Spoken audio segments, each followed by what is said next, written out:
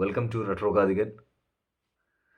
അങ്ങനെ കുറച്ച് നാളത്തെ കാത്തിരിപ്പിന് ശേഷം കൂലിയുടെ ട്രെയിലർ ഇന്ന് ലോഞ്ച് ചെയ്തു. സൂപ്പർ സ്റ്റാർ രജനീകാന്ത്, ലോകേഷ് കനകരാജ് ആദ്യമായിട്ട് ഒന്നിക്കുന്ന ഒരു സിനിമയുടെ ഒരു ഭയങ്കര നമ്മൾ പ്രേക്ഷകർ കാത്തിരിക്കുന്ന ഒരു എക്സ്പെക്റ്റേഷൻസ് ഉണ്ടാവുമല്ലോ. അങ്ങനത്തെ ഒരു എക്സ്പെക്റ്റേഷൻസിനെ മൊത്തത്തിൽ ക്യാരി ചെയ്ത് ഇന്നത്തെ ദിവസം കൊണ്ടുവന്ന് സത്യം പറഞ്ഞാൽ എനിക്ക് പേഴ്സണലി തോന്നിയത് ട്രെയിലർ ഒട്ടും ഒരു വർക്കായില്ല. ഒരു സാറ്റിസ്ഫാക്ഷൻ കിട്ടിയില്ല. കാരണം രജനീകാന്ത് എന്ന് പറയുന്നൊരു സൂപ്പർ സ്റ്റാർ എന്ന് പറയുന്നൊരു ഓറ ഉണ്ടല്ലോ, ഒരു സ്വാഗ്. ആ സ്വാഗ് എത്രത്തോളം ഈ ട്രെയിലറിൽ വന്നു എന്ന് ചോദിച്ചു കഴിഞ്ഞാൽ ഒട്ടും തന്നെ വർക്കായില്ല. ഒന്നും വന്നില്ല അതിനകത്ത്. പിന്നെ ഇത്രയും ക്യാരക്ടേഴ്സ്, ഇത്രയും അതാത് ഇൻഡസ്ട്രിയിലുള്ള സൂപ്പർ സ്റ്റാർസ് ഈ സിനിമയിൽ ഇതിൻ്റെ കാസ്റ്റിങ്ങിലുണ്ട്. നാഗാർജുനയുണ്ട്, പിന്നെ നമ്മുടെ ആമീർ ഖാനുണ്ട്, മിസ്റ്റർ പെർഫെക്ഷനിസ്റ്റ്, പിന്നെ ഉപേന്ദ്രയുണ്ട്. ഇത്രയും പേരും വന്നിട്ട് പോലും എന്തോ അതിൻ്റെ ഒരു സ്വാഗ് കിട്ടിയില്ല. കാരണം രജനീകാന്ത് വേഴ്സസ് ഇത്രയും ആൾക്കാർ വരുമ്പം നമുക്കൊരു സ്പെഷ്യൽ എന്തെങ്കിലും ഒരു സംഭവം ലോകേഷ് പണി വെച്ചിരിക്ക് എന്നൊരു തോന്നലുണ്ടാവുമല്ലോ. പക്ഷെ അതൊന്നും തോന്നിയില്ല ട്രെയിലർ കണ്ടപ്പം. പിന്നെ ഒരു ഇൻറ്റ്യൂഷനാണ് കഥ. അതിനകത്ത് കഥ പ്രസൻറ്റ് ചെയ്തിരിക്കുന്ന കഥ വന്നില്ല, ഇതാണൊന്നും തന്നെ ഇല്ല. സത്യരാജ് എന്ന് പറയുന്ന ക്യാരക്ടറിൻ്റെ അദ്ദേഹത്തിൻ്റെ മകളാന്ന് തോന്നുന്നു, ശ്രുതി ഹാസൻ ചെയ്യുന്ന കഥാപാത്രം. ഇവർക്കെന്തോ വലിയൊരു പ്രശ്നം വരാൻ പോകുന്നു. അത് വലിയൊരു ഗ്രൂപ്പുമായിട്ടുള്ളൊരു പ്രശ്നമായിരിക്കാം. പക്ഷേ അവരൊരു ആപത്തിൽ നിന്നോ അല്ലെങ്കിൽ അവരൊരു ക്രൂഷ്യൽ സിറ്റുവേഷനിൽ ഒരാൾ ഹെൽപ്പ് ചെയ്യേണ്ട ഒരു സാഹചര്യം വരുന്നതോ അങ്ങനെ എന്തെങ്കിലും ഒരു റിലേഷൻസൊക്കെ ആയിരിക്കാം സിനിമയിൽ വരാൻ പോകുന്നത്. പിന്നെ ആ കഥാപാത്രം മേ ബി ഒരു സാധാരണക്കാരനായിരിക്കാം, അല്ലെങ്കിൽ അവസാനം വലിയൊരാളായിരിക്കാം, വലിയൊരു വ്യക്തിയായിരിക്കാം. അത് ഇവരെല്ലാം പേടിച്ചിരുന്ന നമ്മൾ ലൂസിഫറിലൊക്കെ കണ്ടതുപോലെ വലിയൊരു വ്യക്തി, അങ്ങനെ ഒരു സംഭവമായിട്ടൊക്കെയാണ് തോന്നിയത് കണ്ടപ്പോൾ. ഇൻറ്റ്യൂഷനാണ്. പക്ഷേ എന്നിരുന്നാൽ പോലും എങ്ങനെ വേണമെങ്കിലും കഥ വർക്കൗട്ട് ചെയ്തിട്ട്, പക്ഷേ ഒരു വിധത്തിലുള്ളൊരു സ്വാഗ്, രജനീകാന്തിൻ്റെ സ്വാഗ് ഉണ്ടല്ലോ, അത് ഈ സിനിമയിൽ വന്നില്ല, ഈ ട്രെയിലറിൽ വന്നില്ല. നമ്മൾ ഒരു സിനിമ ഇറങ്ങട്ടെ, അതുവരെ വെയിറ്റ് ചെയ്യുന്നു. പിന്നെ ചില ട്രെയിലർ റിയാക്ഷൻസിൽ പറയുന്നുണ്ട് ഇത്, അല്ലെങ്കിൽ കുറച്ച് കമൻസിലൊക്കെ വരുന്നുണ്ട്, ലോകേഷ് ഇത്രയും ഓവർ ഹൈപ്പ് കൊടുക്കാതെ എന്നാണ് മനഃപൂർവ്വം എന്നൊക്കെ പറയുന്നത്. ഇത് സത്യം പറഞ്ഞാൽ അത് അങ്ങനത്തെ ഒരു കമൻറ്റും അങ്ങനെയുള്ള സംഭവങ്ങളുമൊക്കെ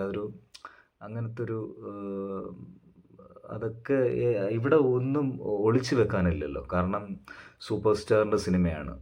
അപ്പം അത് രജനീകാന്ത് എന്ന് പറയുന്ന ഒരു സൂപ്പർ സ്റ്റാർ എന്ന് പറയുന്ന അദ്ദേഹം തീർത്തു വെച്ചിരിക്കുന്ന ഒരു ഓറ ഉണ്ടല്ലോ, ആ ഓറ ആർക്കും ഇവിടെ പ്രേക്ഷകരുടെ മുമ്പിൽ മറയ്ക്കാനായിട്ടില്ല.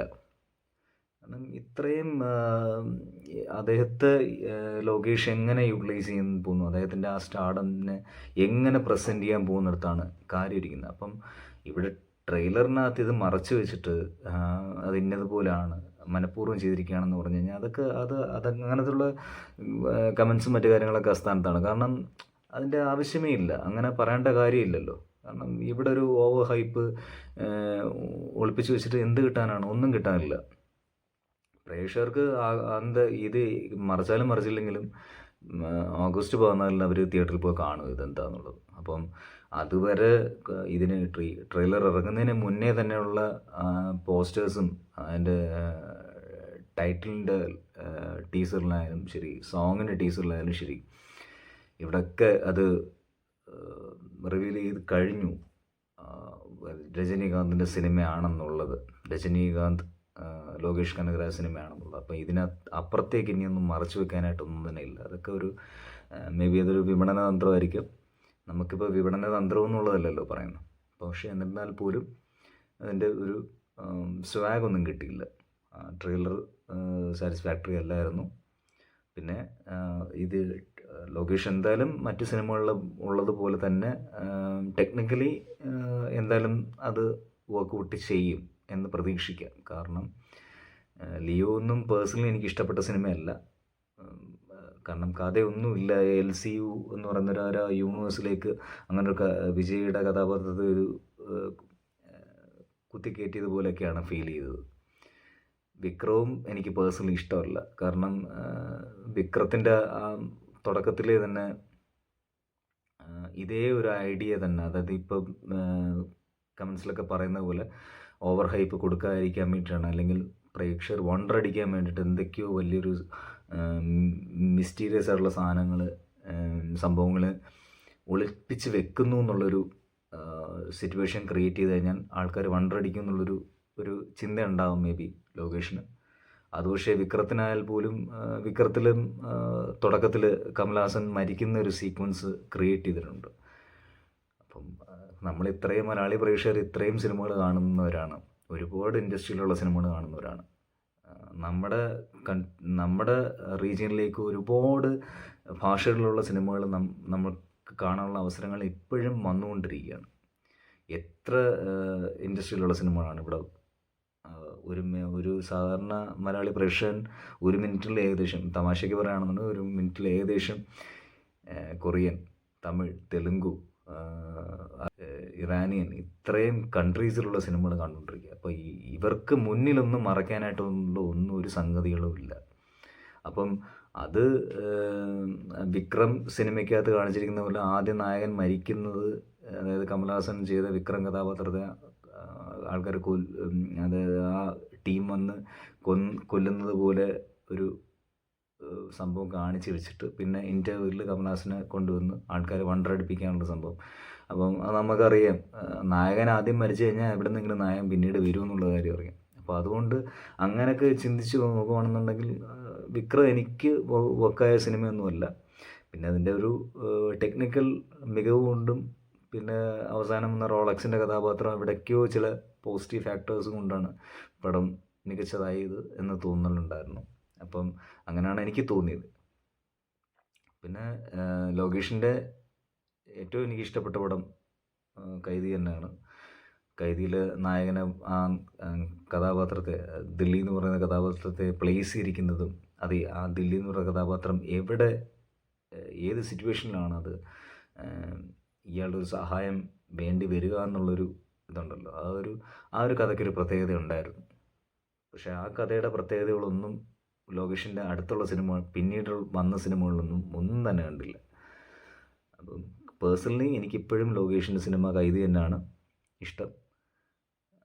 ഇനി കൈദിയിൽ കണ്ട ഒരു വണ്ടർ ഞാൻ പ്രതീക്ഷിക്കുന്നുണ്ട് കൂലിയിൽ. കാരണം സാധാരണക്കാരൻ എങ്ങനെ ഒരു രക്ഷകനായി മാറാം എന്നുള്ളൊരു സംഭവം ഉണ്ടല്ലോ, അത് കൈദിയിൽ വർക്കൗട്ട് ചെയ്തിട്ടുണ്ടായിരുന്നു. ഇതിനകത്ത് എങ്ങനെ വർക്കൗട്ട് ചെയ്യുന്നുള്ളത് കണ്ടറിയാം, ഈ എലമെൻറ്റ്സ് എങ്ങനെ വരും എന്നുള്ളത് അറിയാം. ഈ കഥയിൽ വലിയ ഊഹം അനുസരിച്ച് കഥയിൽ വലിയ ഇതൊന്നും തോന്നില്ല. എലമെൻറ്റ്സിൽ പ്രതീക്ഷിക്കാം എന്താണ് ഇത് കൊണ്ടുവരാൻ പോകുന്നുള്ളത്. പിന്നെ ടെക്നിക്കൽ സൈഡ് അറിയാമല്ലോ, ഗിരീഷ് ഗംഗാധരൻ്റെ ക്യാമറ, ഫിലോമിൻ രാജ് സ്ഥിര എഡിറ്ററാണ്, അനിരുദ്ധ് മ്യൂസിക്, ഇതെല്ലാം എങ്ങനെയെങ്കിലും ഒരു മാസ് എലമെൻറ്റ്സ് കൊണ്ടുവരാനുള്ള സംഭവങ്ങളൊക്കെ ക്രിയേറ്റ് ചെയ്യുന്നു പ്രതീക്ഷിക്കുന്നു. പിന്നെ എ സർട്ടിഫിക്കേഷനാണ് വന്നിരിക്കുന്നത്. പിന്നെ അതും പറയുന്നുണ്ട്, എ സർട്ടിഫിക്കേഷൻ ഇന്നത്തെ കാലത്ത് എ സർട്ടിഫിക്കേഷൻ വരിക എന്ന് പറയുന്നതൊന്നും വലിയൊരു ഫാക്ടറല്ല. കാരണം ഇത്ര കൺട്രീസിലുള്ള സിനിമകൾ, നേരത്തെ പറഞ്ഞ പോലെ ഇത്ര കൺട്രീസിലുള്ള സിനിമകൾ നമ്മൾ കാണുന്നതല്ലേ. അപ്പം അതിനും ഇതൊരു വലിയൊരു മാർക്കറ്റിംഗ് സ്ട്രാറ്റജി ആയിട്ടൊന്നും ഫീൽ ചെയ്യേണ്ട യാതൊരു വിധത്തിലുള്ളൊരു സംഗതികളൊന്നുമില്ല. എ സർട്ടിഫിക്കേഷൻ കിട്ടേണ്ടതാണെങ്കിൽ കിട്ടും, അത്രേ ഉള്ളൂ. അല്ലാതെ അതിനപ്പുറത്തേക്കൊന്നും വേറൊന്നും പറയാനില്ല. അപ്പം ടീസർ ഓക്കെ ആയിരുന്നു, പോസ്റ്റേഴ്സും ഓക്കെ ആയിരുന്നു. പക്ഷേ ഈ ട്രെയിലർ കണ്ടിട്ട് ഞാൻ പിന്നീട് പോയി കണ്ടത് ജയിലറിൻ്റെ ട്രെയിലറാണ്. അത് കുറച്ചുകൂടെ വളരെ നാൾക്ക് മുമ്പ് ഇറങ്ങിയാണെങ്കിലും അതൊന്നുകൂടെ കാണാൻ തോന്നി ആ ട്രെയിലർ. ഇനി ഓഗസ്റ്റ് 14 വരെ വെയിറ്റ് ചെയ്യാം. എന്തെങ്കിലും വണ്ടർ ഉണ്ടാവും എന്നുള്ളത്. ബൈ. റിട്രോ കഥയും.